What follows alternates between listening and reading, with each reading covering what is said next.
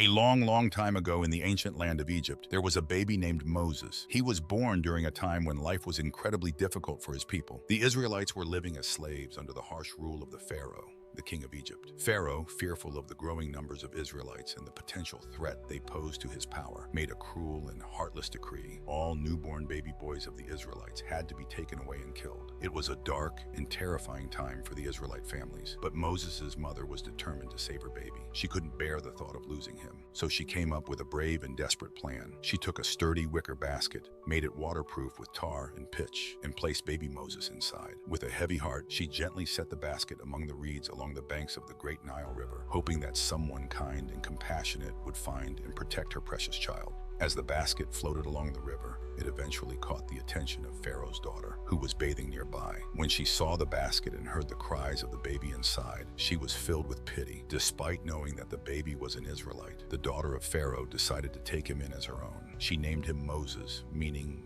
drawn out of the water, and raised him in the royal palace as a prince of Egypt. Moses grew up surrounded by the wealth and splendor of Egyptian royalty, but he was also aware of his true heritage as an Israelite. As Moses grew older, he couldn't ignore the suffering of his people. The Israelites were forced into backbreaking labor, and they were often beaten and mistreated by the Egyptian overseers. This injustice weighed heavily on Moses' heart, and one day when he saw an Egyptian guard brutally beating an Israelite slave, he couldn't stand by and do nothing. In a moment of anger and desperation, Moses struck the guard, killing him. Realizing the danger he now faced, Moses fled Egypt to save his life, leaving behind the luxury of the palace and his old life. Moses escaped to a far-off land called Midian, where he lived for many years as a humble shepherd. During this time, he started a family and tried to build a new life, but the memory of his people's suffering in Egypt never left him. Then, something extraordinary happened that would change the course of Moses' life forever. One day, while tending his flock near Mount Horeb, Moses saw a bush that was on fire. But strangely, the flames did not consume it. Curious and a bit afraid, Moses approached the burning bush, and as he did, he heard the voice of God calling to him.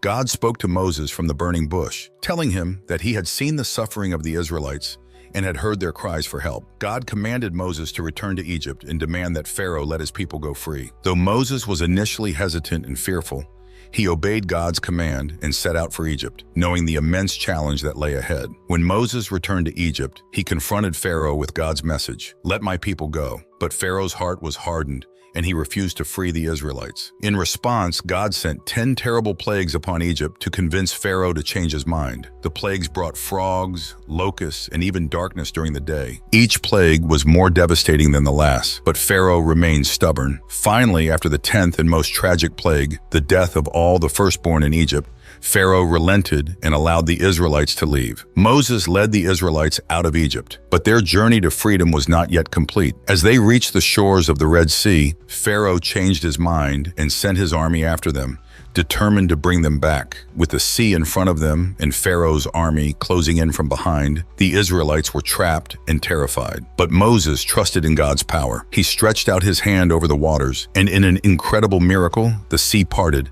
creating a dry path for the Israelites to walk through. Once they were safely on the other side, the waters returned, and Pharaoh's army was swept away. Now free from their oppressors, Moses led the Israelites through the desert on a long journey toward the Promised Land. Along the way, they faced many challenges and hardships, but Moses remained their steadfast leader, always turning to God for guidance. Eventually, they arrived at a special mountain called Sinai, where God called Moses to the top. There, God gave Moses the 10 Commandments, a set of laws carved in stone that would guide the Israelites in how to live justly, with love for God and respect for one another. Moses' life was filled with challenges, miracles, and acts of faith.